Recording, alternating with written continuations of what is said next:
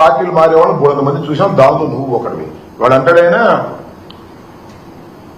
నా ఆస్తులన్నీ కూడా నాశనం చేసుకున్నాను, బోలెడు డబ్బులు తగలేసుకున్నాను, నా దగ్గర నుంచి జగన్మోహన్ రెడ్డి గారు దోపిడీ చేసి ఆస్తులు లాక్కున్నాడు అనేటువంటి మాట మాట్లాడుతున్నారు. సిగ్గేలా లేదన్నా? ఎక్కడ పోగొట్టుకున్నావు నీ ఆస్తులు? ఎక్కడ పోగొట్టుకున్నావు అక్కడ ఎదుక్కో, ఇక్కడ కాదు. ఎక్కడో పోగొట్టుకుంటావు నువ్వు, అక్కడ ఎదుక్కోవాలి. చాలా మంది చెప్తా ఉన్నారు ఎక్కడెక్కడ పోగొట్టుకున్నావో అక్కడికి ఎదుక్కోవాల్సింది పోయి ఇవాళ పిఠాపురం సాక్షిగా నేను అన్ని నిజాలు చెప్తాను అని జగన్మోహన్ రెడ్డి గారి మీద అవాకులు చవాకులు పేలుతున్నారే, గుర్తుపెట్టుకోండి.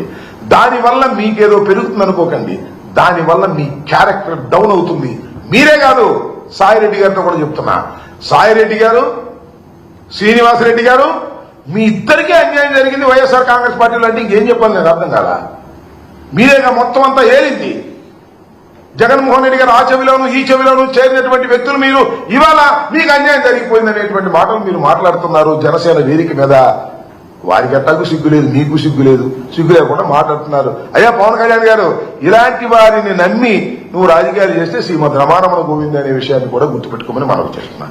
దాంతోపాటు ఇంకొక ఆయన ఉన్నాయండి, మా దగ్గరే ఉన్నాడు మొన్నటి దాకా. నేను టికెట్ ఇవ్వకూడదు అక్కడికి వెళ్ళాడు. ఆయన మాట్లాడుతున్నాడు, జగన్మోహన్ రెడ్డి గారి గురించి మాట్లాడుతున్నాడు.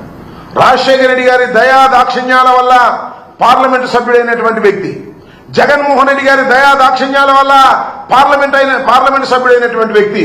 ఆయన మాట్లాడతాడు, పులివెందులకు ఎక్కువ కడపకు తక్కువ అండి జగన్మోహన్ రెడ్డి గారు.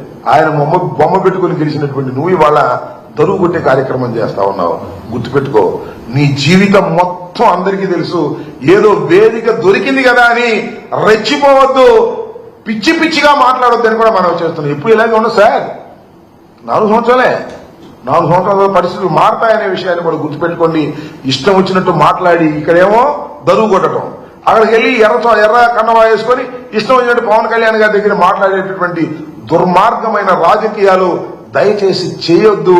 అలా చేశారా మీకు భవిష్యత్తులో నూకలు మిగలవని కూడా ఈ సందర్భంగా నేను చెప్పదలుచుకున్నాను.